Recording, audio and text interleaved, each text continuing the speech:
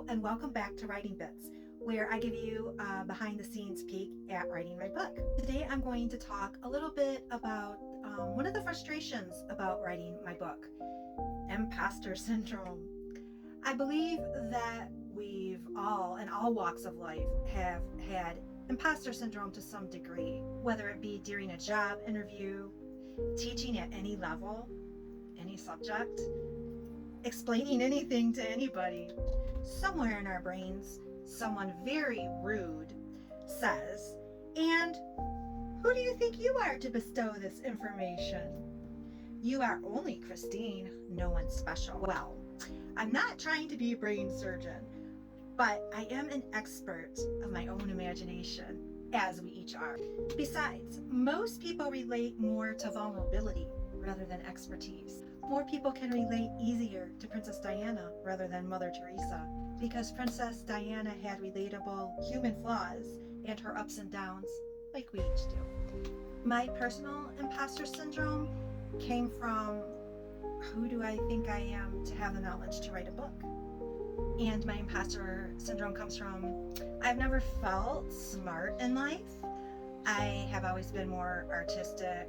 I've had more of an imagination. My mom, my cousin, my aunt, they could all read a big book in like a day or two. And myself, I'm a slow reader.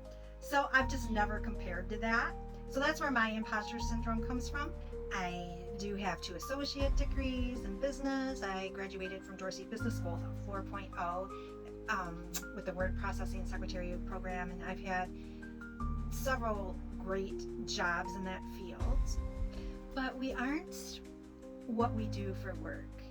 We are sovereign souls who have an intuitiveness about us, and we need to trust that.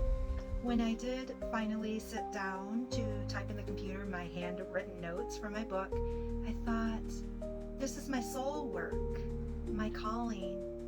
And even if not one other person reads this is what I am meant to do. Even if no one else in the world believed in me, I felt called to do it. That's what a passion is. So we each need to follow our own unique passion, no matter what it is. And the old saying, we learn as we go, that is so true. Really, the only expertise in the world is from learning as we go. True expertise is about being comfortable, always learning, because things are always changing. About 90% of our life is learning as we go. Thank you so much for spending your time with me as I took you behind the scenes of writing my book and dealing with imposter syndrome.